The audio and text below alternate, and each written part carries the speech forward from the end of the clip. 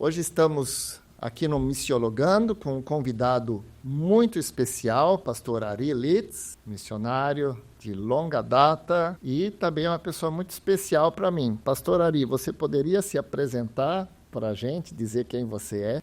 Eu sou o pai do Thomas e realmente estive muitos anos nos campos missionários, principalmente em áreas indígenas, e tive outras atividades na área de missões, e sobre isso queremos falar hoje.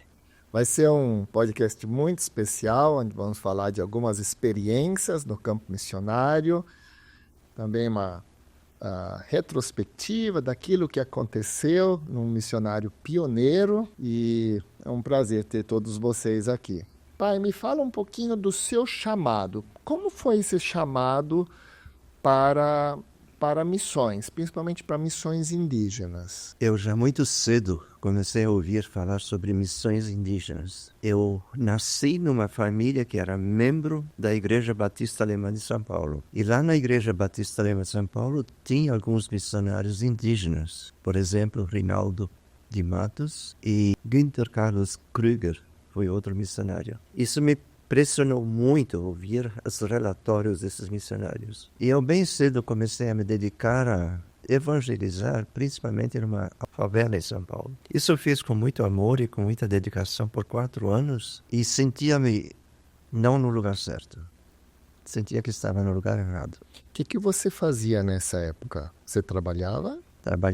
Trabalhava numa firma, uma firma do meu pai, uma fábrica de móveis, e sentia que estava no lugar errado, não era lá o meu lugar. Trabalho de missionário lá na favela, tudo bem, mas eu sentia que Deus queria algo mais de mim. E numa certa segunda-feira, eu fui para o trabalho com o coração muito pesado, sabendo que não estou no lugar certo. E logo depois do almoço, tive um acidente na firma, onde saiu uma ferramenta de uma máquina em altíssima velocidade e atingiu-me no tórax, cravando profundamente, fazendo um corte grande, profundo, até o pulmão. Então, bem aqui assim. Aqui do lado direito. Do lado direito. Ainda bem que foi do lado direito, senão eu não estaria mais aqui. Isso foi a gota. Eu na hora senti, eu não estou no lugar certo. Fui levado para o hospital, fiquei 36 dias internado, e na primeira noite, quando acordei da anestesia, eu orei e prometi a Deus, se Deus me curasse outra vez, eu entregaria toda a minha vida para a obra missionária. E assim foi feita. Como seus pais reagiram a essa proposta? Não foi da vontade do meu pai. Meu pai queria muito que ficássemos todos na mesma firma, e não foi do agrado dele, não, que um estivesse saindo agora, mas eu sei que foi a mão de Deus que deixou acontecer isso para que tivesse força e iniciativa para sair da firma.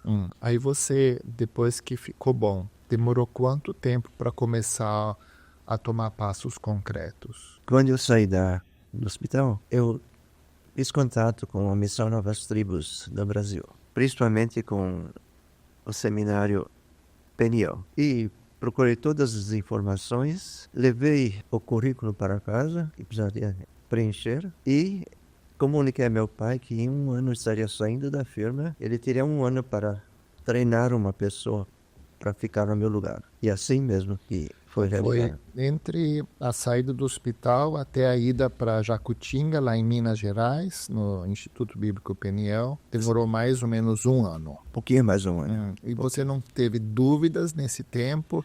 Será que esse é o caminho certo?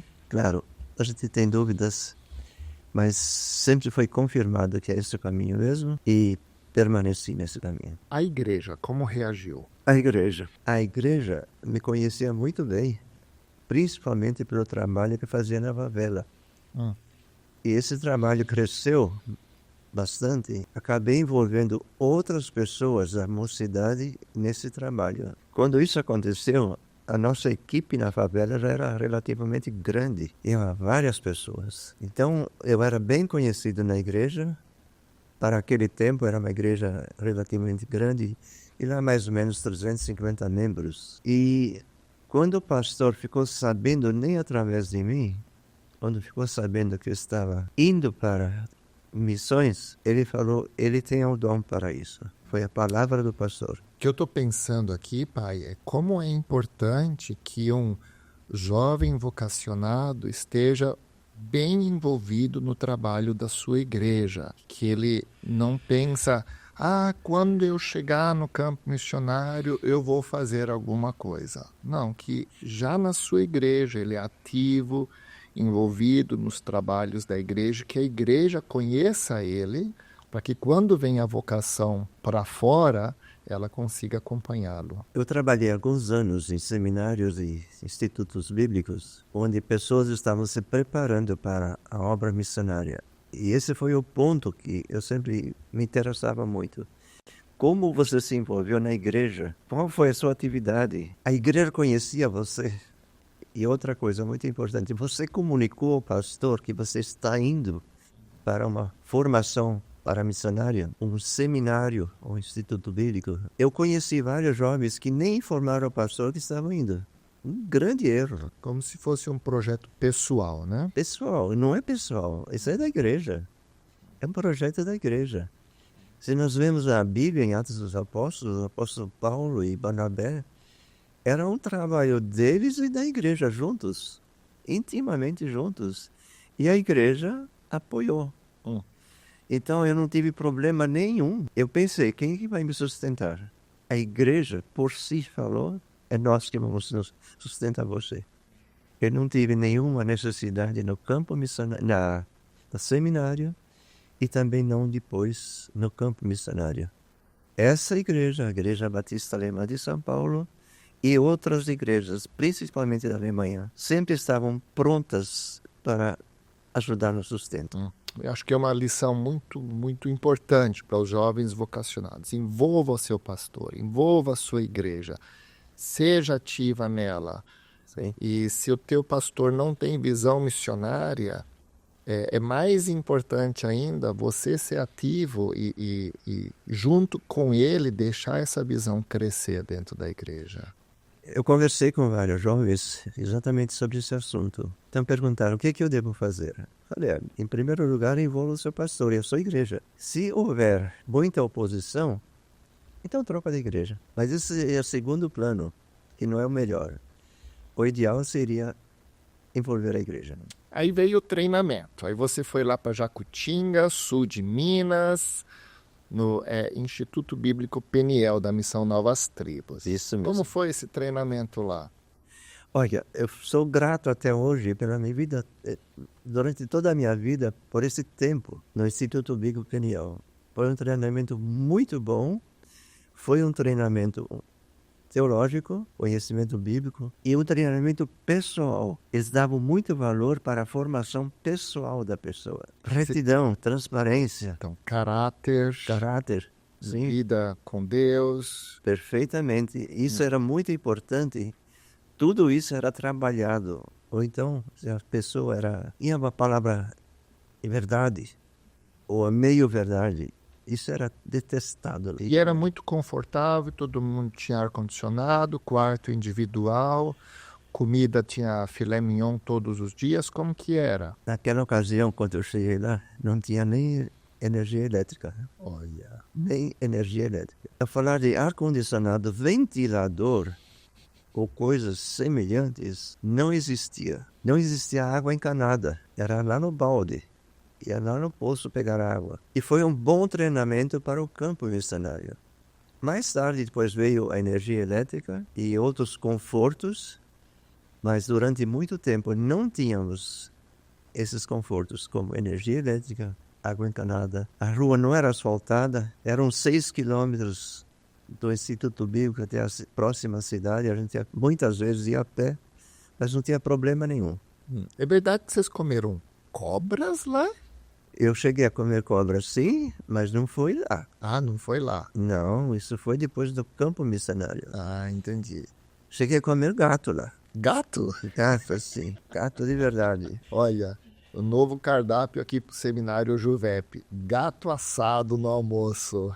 E foi assado mesmo. E, alguns alunos ali mataram um gato, assaram e até convidaram um professor para almoçar junto. E só queriam falar para ele o que ele comeu depois de ter comido. Porém, Pediram para ele orar e ele agradeceu pela carne de gato que estava... Ele já sabia. Já tinha vazado. Já tinha vazado a notícia. Entendi. Agora, a carne de cobra, isso foi lá no mato depois. Aham. Aprendi com os índios. Eu não sei, 1 ou 2 vezes talvez eu comi carne de cobra.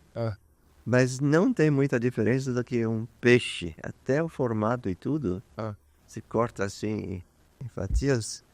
Postas, assim. Isso, postas perfeitamente. É muito semelhante à carne de peixe. Aí, pai, você saiu de Jacutinga, já tinha conhecido a mamãe, que também passou por lá.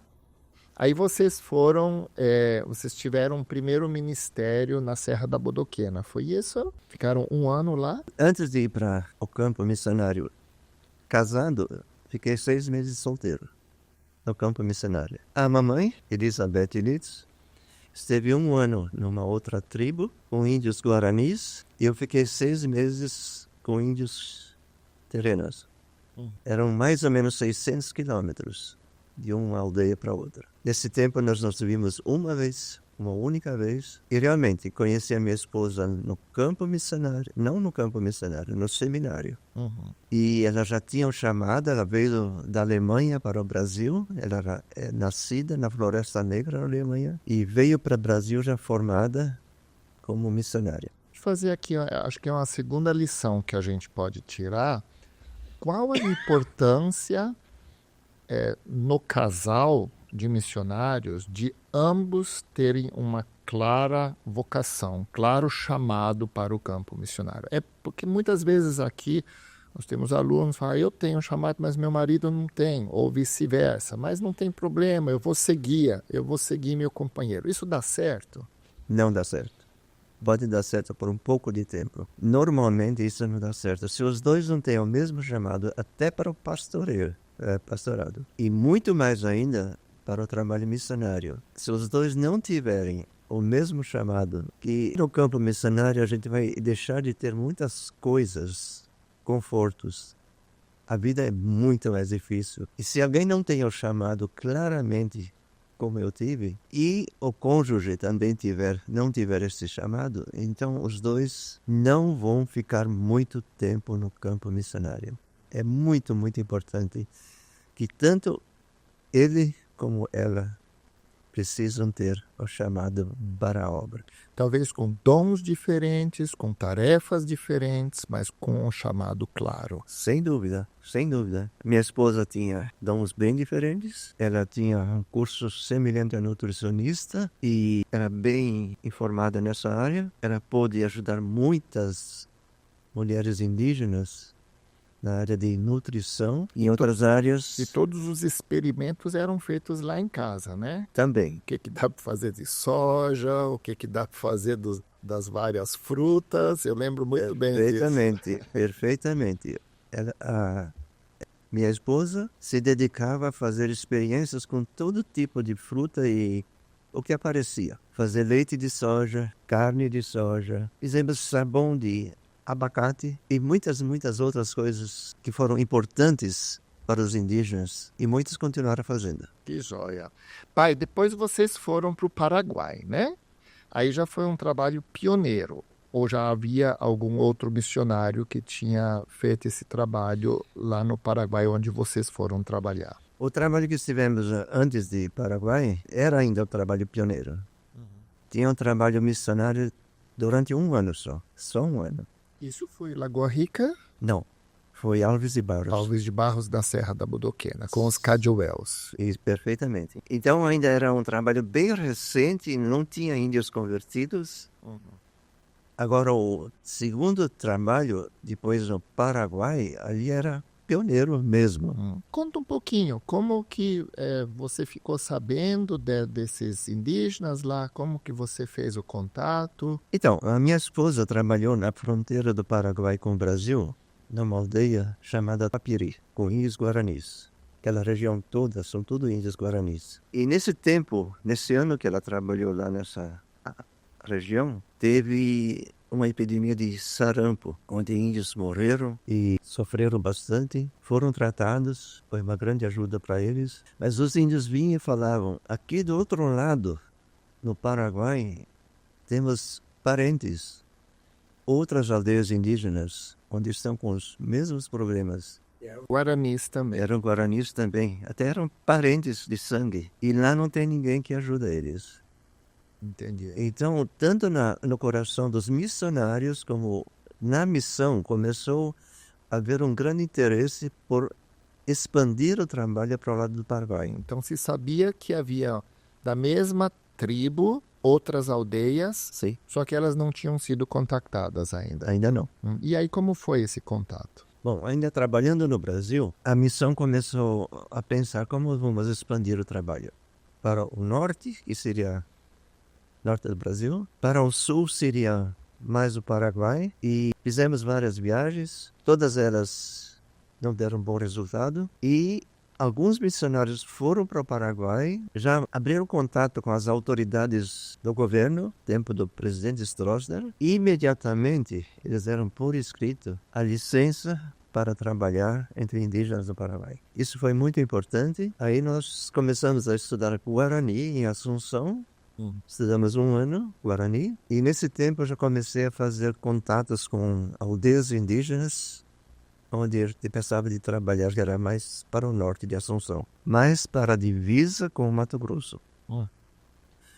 E a aldeia onde nós trabalhamos 10 anos, eu fiz uma visita, fui muito bem recebido pelos indígenas, pelo capitão. Deixa eu só perguntar, como que era essa visita? Tinha estrada asfaltada até a aldeia? Como que era? Não tinha estrada nenhuma. Era caminhar pela floresta mesmo. A pé mesmo ou com mulas? Mulas. Com mulas. Aí entrava na floresta, nessa direção, tem alguma aldeia aqui? A gente sempre procurava se informar com as pessoas que viviam na região, onde é que moram indígenas aqui. E eles podiam informar muito bem, que eles conheciam a região toda. Então a gente ia entrando a cavalo. Mochilas, Mochila, sim. e aí dormia, Estava tudo nas costas, que a gente precisava para dormir, comer e tratar. aí montavam um acampamento debaixo das árvores, ou como que era? Uma rede. Uma rede. Uma rede. Amarrava em árvores e dormia lá. E Você ia sozinho ou ia acompanhado? eu arrumei um amigo, um senhor cristão, que havia ouvido o evangelho através de um missionário chamado Saulo Camilo, que tinha trabalhado mais no Brasil, mas a influência do evangelho chegou até a fronteira, e esse senhor Lourenço, que era meio indígena, se converteu através desse senhor Saulo Camilo, missionário. Ele tornou-se meu amigo e começou a me acompanhar nessas viagens. Quando eu falava, nós vamos fazer uma viagem, procurar os indígenas, ele já ia, E acompanhava. organizava cavalos, tudo certinho, preparava tudo direitinho, e a gente saía juntos. E é verdade que os índios que acharam vocês e não vocês os índios? Nesse lugar, mas nós que achamos eles. Não tinha uma história de que eles estavam caçando, ou tinham feito uma armadilha e chegaram nas redes de vocês pela manhã? Isso foi numa outra aldeia e fizemos visitas aqui no norte do Mato Grosso, Ah, tá. onde os índios ainda viviam completamente nus, e na verdade foi ele. Nós já estávamos procurando os índios, mas depois eles acabaram nos achando. Aham. E foi uma história muito interessante. Começamos a conversar com eles em português, eles não entendiam coisa nenhuma, só riam. Tentei falar com eles em Guarani, não tinha nada, nenhuma palavra que eles entendiam. Aí eu comecei a perguntar, missionário. Eu sabia que na região, na grande região, tinha missionário. Aí começaram a mostrar para um certo lado. Mas os índios, eles vinham sempre mais perto do nosso Toyota Bandeirantes. Eu comecei a ficar com medo. Abri a janela, mas Estavam armados? tinham arco e flecha, todos eles. Arco e flecha. Chegaram bem perto e um índio chegou bem perto do meu braço, abriu a boca e deu uma dentada. Aquela parte do Toyota onde sai o vidro, Aham. a porta. Na porta. Eu pensei, será que é o meu braço que ele está mirando? Mas não era, era a porta mesmo. Eu não sei se aqui ia fazer um teste, se aquele material é duro, o que é, mas todos riram, ele soltou um grito. Aham. E todos riram. Aí nós fomos juntos para a casa de um missionário que estava naquela grande região. Aham. Aí resolveu a situação. Vamos ver algumas imagens lá de Piraã, Quando você vê essa imagem, o que te lembra, pai? Ah, sim. Me lembro de muita coisa. Aqui começou o trabalho no Paraguai. Isso aqui foi o primeiro barracão que eu montei lá, que a gente usou para tudo que é possível. Passa a imagem? Isso, aí depois ficou assim, né? Se você puder voltar mais uma vez àquela primeira... Isso, minha esposa, Elizabeth Litz. Aqui é o Thomas. Esse é o Thomas. Essa é a Carmen, um pouco mais velha que ele. E a Connie, que está morando na Alemanha hoje. Então, essa é a nossa família. E com essa família nós moramos 10 anos no mato no Paraguai, onde tinha todo tipo de bicho que se pode imaginar. Na próxima viagem a gente vê como tem mata ao redor, né? Perfeitamente. E as casas de bambu, de taquara rachada. Esse era o material disponível. Aham. Nessa casa que nós moramos por 1 ano mais ou menos, era nosso dormitório, nossa cozinha e tudo mais. Cá era nosso banheiro. E a gente sentia-se muito bem aqui, num lugar tão simples, mas é muito importante sentir-se no lugar onde Deus nos deseja. Eu lembro que a Carmen um dia falou para a mamãe, quando estavam contando dos castelos, das princesas, que ela se sentia como uma princesa também. Isso. A mamãe contou histórias para as crianças sobre os castelos e as princesas e príncipes e tudo mais. Aí a Carmen fez a pergunta para a mamãe: Mamãe, os príncipes e os reis, as princesas, também se sentem tão bem como nós aqui? Olha, que interessante. A próxima imagem nós vamos ver como a estação ficou mais tarde, né? Perfeitamente. Aqui nós temos agora o galpão que a gente usou como igreja durante muitos anos. E como nós podemos ver, era muito mato, era tudo mato mesmo. Aham. E aqui algumas pessoas saindo do culto e... esse era o nosso campo missionário. E ficou bonito, né? Muito bonito. Eu tenho lembranças muito boas. Próxima imagem, nós vemos como os índios moravam lá. Perfeitamente. Aham. Eles faziam casas de outros materiais, parece que eram palmeiras, alguma coisa assim, ou um tronco, né? E muitos tinham até casas bonitinhas, gostosas, Uhum. uma casa levantada, higiênica. Vocês foram bem recebidos, pai, porque o evangelho nunca tinha chegado aqui. Não, nunca. Eles não tinham a mínima noção de o que é o Evangelho de Jesus Cristo. Eles não tinham noção nenhuma. A primeira visita aqui que eu fiz com o senhor Lourenço, fomos a cavalo, nós fomos muito bem recebidos.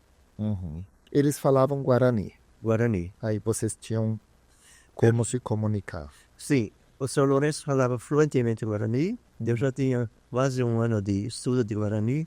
Então a gente conseguiu se comunicar. Você aprendeu bem o Guarani? Poderia ter aprendido melhor, mas durante anos eu comuniquei o Evangelho através do Guarani. Aham. Fala alguma coisa em Guarani, pai? Um versículo bíblico? Pode ser. Ok. Vamos ver se vocês descobrem qual é o versículo. Tupani andejara o haihu etereigui. Ubu pora quera. Omei vaikwe itaura petenhete. Opa umi reseu jerovia ani hangua onyehundi. Tekobe tapiagora. Eu acho que é João 3,16. Perfeitamente. Algumas palavras eu ainda entendo. Perfeitamente. João 3,16. Porque Deus amou o mundo de tal maneira. Que joia. É importante o missionário aprender a língua?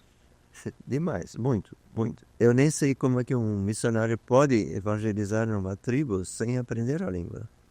Eu não entendo como que isso pode funcionar. Se eu arrumo um bom intérprete, tudo bem. Mas eu tenho certeza que ele está traduzindo sempre fielmente. Nem sempre é o caso. Aí vocês começaram a visitar as pessoas. Próxima foto nós vamos ver.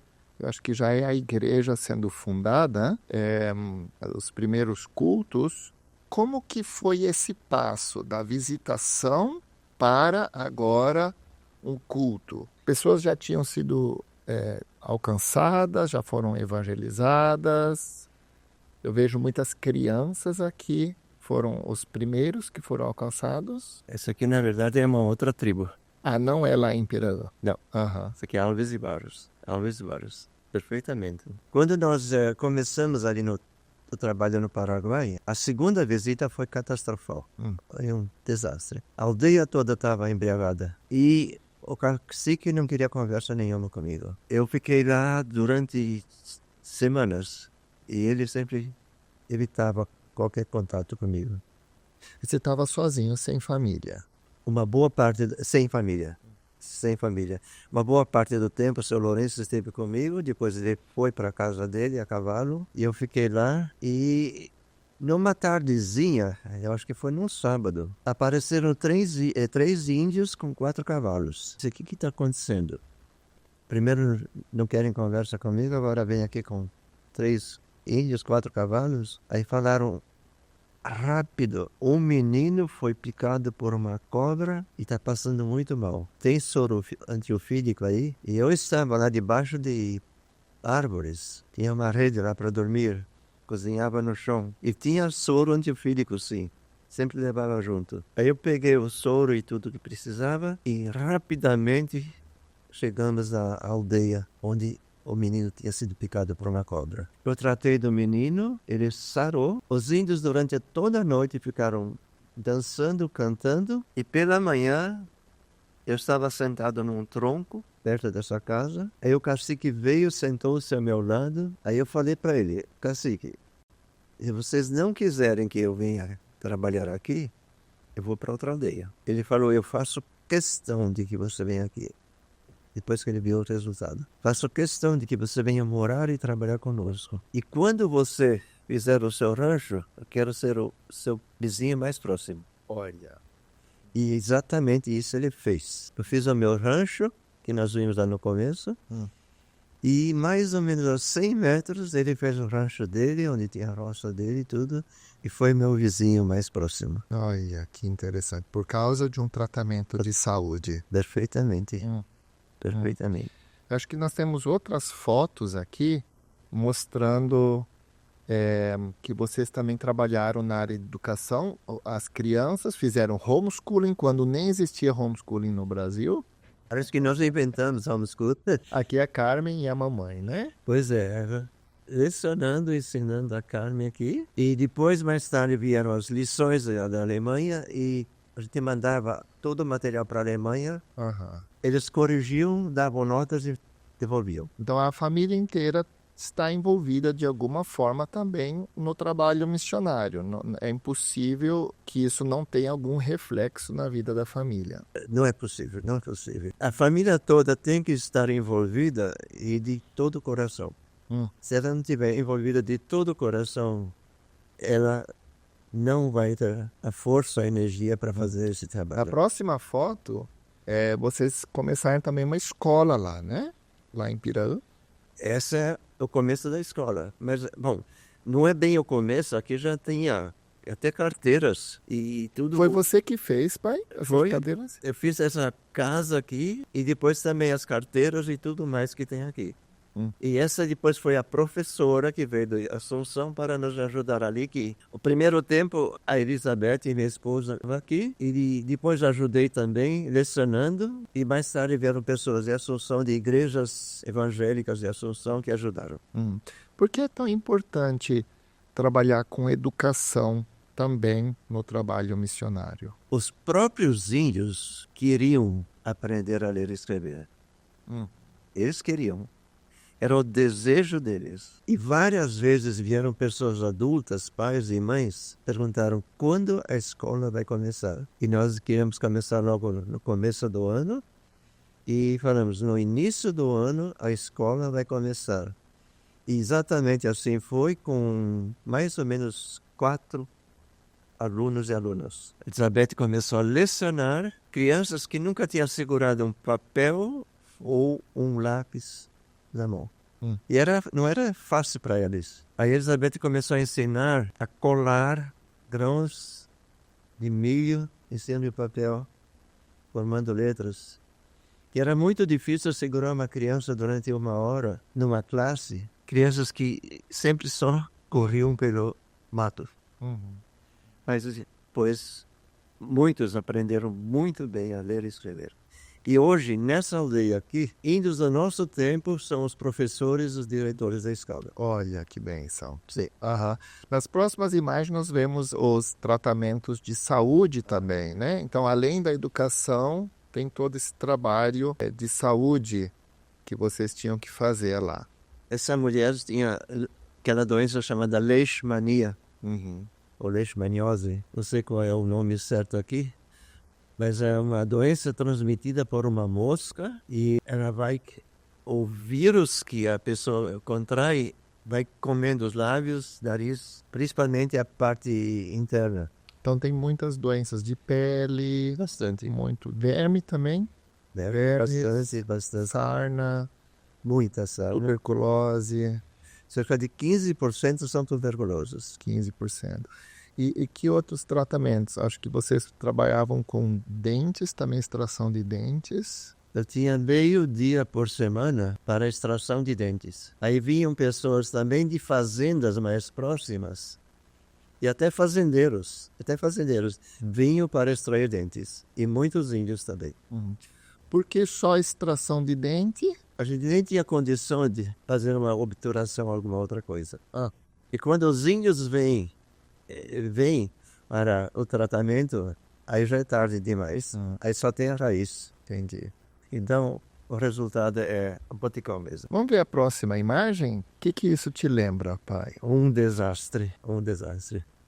Como já falamos, a minha esposa e eu, nós começamos o trabalho e foi muito duro, sozinhos, no meio do mato, todo o trabalho. Saúde, educação, evangelização, visitação. Foi um trabalho muito, muito difícil. Aí Qual frequência vocês saíam da aldeia nessa época? Cada 2, 3 vezes uma vez. Eu saía um pouquinho mais, cada 6 semanas, 4 semanas, 6 semanas, para fazer uma compra. Precisava de alimentos. Então eu saía para a cidade e fazia a compra e a gente trazia. Estávamos sozinhos, aí a missão mandou mais um casal e 2 missionários. E nessa ocasião a missão também comprou um avião para a gente se locomover melhor e mais rápido no mato. E esse avião saiu da nossa base com 7 missionários, 7 pessoas do nosso grupo ali, em direção à Assunção. E esse avião se acidentou e as 7 pessoas morreram. Então a equipe toda que tinha sido montada se perdeu de um dia para o outro. A equipe toda, só a minha família ficou. Só a minha família, todos os outros. Como foi isso, pai, para vocês? Foi um choque muito grande.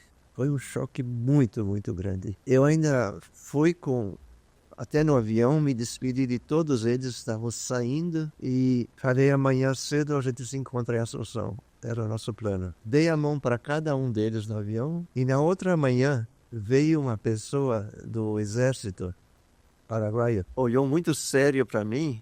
Falei, o que está acontecendo? Veio ele e o delegado de polícia. Eu juntei, o que está acontecendo? Ele falou, nós viemos para trazer a notícia de que o avião que saiu daqui ontem à tardezinha, rumo à Assunção, mais ou menos a 100 quilômetros de Assunção, tentou pousar e não conseguiu, e o vento jogou o avião contra árvores. Isso já foi perto de Assunção?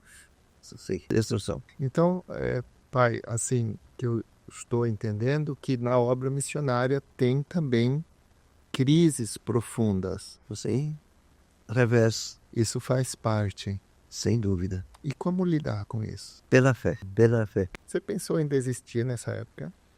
Não, nessa época não. O apóstolo Paulo também nem tudo corria como ele pensava e queria. Havia muitas coisas desagradáveis, perseguição, naufrágios, muita coisa que não agrada muito ao missionário. Eu não pensei nessa ocasião de desistir. Em outras ocasiões eu pensei, será que convém gastar o tempo aqui? Principalmente quando havia muita feitiçaria. Prendiam e matavam jovens que eram acusados de feiticeiros. E tudo que a gente fazia nos lá na aldeia onde vocês moravam, onde a gente morava. Exatamente. Então, isso desanimava muito, deixava a gente impotente. Não tinha nada para resolver esse problema. Eu creio que nem o exército e a polícia podiam resolver esse problema. Mas o que resolveu esse problema foi a pregação do evangelho. Quando pessoas se convertem e começam a mudar seu estilo de vida com Jesus, aí as coisas começam a mudar. A mentalidade também. Eu não creio que naquela aldeia ainda tenha essa prática hoje. E tudo mudou pela pregação do evangelho. Então, o evangelho traz uma nova cosmovisão. Sim. Novos valores. Interessante, pai. Essa é uma fase muito difícil de vocês ali no campo, né? Muito difícil. Deus depois trouxe outras pessoas no lugar desses que faleceram. Através desse acidente teve uma repercussão muito forte no Brasil, no Paraguai e na Alemanha. E no Paraguai, pessoas convertidas, quando ouviram disso, falaram: nós vamos dedicar as nossas vidas para pregar o Evangelho. Até hoje estão trabalhando. Olha que interessante. Então, através de uma rota, isso se tornou motivo para pessoas dedicarem sua vida ao Senhor. Na Alemanha, um pastor, Arno Busch, estava lá no escritório dele se preparando, quando ouviu a notícia de que Deutsche Indianer Pioniermission caiu um avião e todos morreram. Aí ele ainda no gabinete dele tomou a decisão de dedicar a sua vida para a obra missionária. Aí ele foi e contou para a esposa, e a esposa tomou a mesma decisão. Ficaram anos aqui nesse campo. Moramos juntos ali, né? Moramos juntos. Tá, e depois daqui, acho que a próxima foto já vai mostrar isso, mudou completamente o trabalho, né? Vocês saíram do Paraguai, vieram para o Brasil agora com uma proposta ministerial diferente. Lá no Paraguai foi um trabalho pioneiro de plantio de igreja, numa tribo indígena, em aldeias não alcançadas pelo Evangelho. Então, aquele trabalho bem pioneiro mesmo. Agora muda o perfil do trabalho de vocês, que agora é treinar missionários indígenas. Perfeitamente. O que motivou você a mudar tão drasticamente o ministério? Bom, essa proposta veio da missão. A missão, junto com uma outra missão, resolveram fundar um Instituto Bíblico para a formação de missionários indígenas. E vinham indígenas do tronco Guarani para estudar aqui. Então a nossa missão, que era a missão alemã, falou: nós precisamos ter algum missionário que fale Guarani, trabalhe aqui. Então a missão veio com a proposta de nós mudarmos do Paraguai para o Brasil para trabalhar no Instituto Bíblico Cádiz Baneia, na formação de missionários indígenas. Lá no Pantanal, Mato Grossense. Perfeitamente. Aqui da UANA, na verdade, bem aqui da UANA é Anastácio. Anastácio, onde ficamos cerca de 10 anos trabalhando na formação de indígenas. E hoje tem uma porção de missionários trabalhando lá no norte do Brasil. Existe missionário indígena hoje trabalhando? Existe. Em aldeias? Em aldeias. Interessante, né? Do norte do Brasil tem uma porção, tem aqui. Ricardo Ponkevic, né? Ricardo está aqui conosco, exatamente. E tem outros. Henrique, Terena, Corina, tem outros. Uma porção. Eu pergunto porque muitos pensam que missionários que trabalham com indígenas ou são estrangeiros e talvez alguns brasileiros, mas que os indígenas não fazem trabalho missionário. O que não é verdade. Tem muitos pastores e missionários indígenas atuando. Esse pastor Arno Busch, que trabalhou conosco naquela aldeia do Paraguai, um dia fez uma visita lá que a gente já não tinha mais missionários fixos na aldeia, permanente. Ele fez uma visita e não encontrou quase ninguém, pouca gente. Perguntou: e o Inácio, por exemplo? Onde que está o Inácio? O Inácio saiu para evangelizar na aldeia vizinha. E coisas assim alegram a gente. Ninguém mandou ele ir. Ele tomou essa decisão. Eu vou evangelizar os meus compatriotas lá na aldeia vizinha. Isso foi um trabalho não de tempo integral, mas é muito importante também. Mas muitos estão de tempo integral fazendo trabalhos.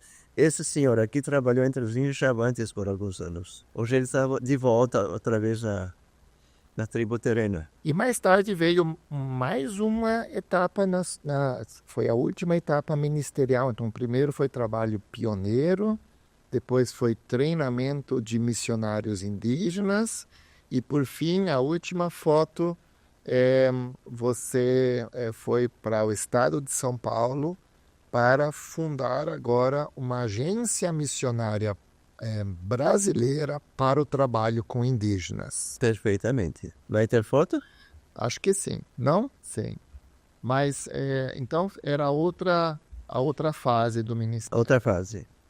Então, nosso trabalho tinha crescido e já tínhamos evangelizado em muitas aldeias, tribos, e a nossa missão, a missão alemã, tinha uma porção de missionários brasileiros e agora tinha que organizar muitas coisas, questão de saúde, finanças. Normalmente os missionários alemães recebem o sustento da Alemanha. E como é que ficaria com os missionários brasileiros? Então resolvemos fundar uma missão brasileira, praticamente uma filha da missão alemã. Isso foi feito e para fazer esse trabalho, a missão alemã me mandou com a família para morarmos na civilização, no estado de São Paulo, para a formação dessa missão. O que é interessante são essas etapas ministeriais com funções diferentes ao longo da vida de um missionário. Sim. Isso é comum, pai? Eu conheço missionários que começaram o trabalho numa tribo e estão lá até hoje. Por exemplo, o Rinaldo de Matos. Trabalha na tradução da Bíblia, evangelização e tudo. Outros também que estão lá há 30, 40 anos na mesma tribo, persistentemente trabalhando na evangelização. Agora, o nosso caso foi diferente. Como nós vimos, houve etapas diferentes. Primeiro, trabalho pioneiro, depois, trabalho de formação de índios para o trabalho missionário e, por fim, a formação de uma missão brasileira. Enviadora, né? É. Pai, estamos finalizando o nosso tempo aqui. Assim, se você pudesse resumir em poucas palavras, qual foi a maior alegria sua nessa vida missionária? Quantos anos você atuou ativamente em missões? Ao todo, 42 anos. 42. Nesses 42 anos, quais foram as maiores alegrias? Ouvir que pessoas aceitaram o evangelho, se converteram e mudaram de vida. Esse é o alvo de todo missionário.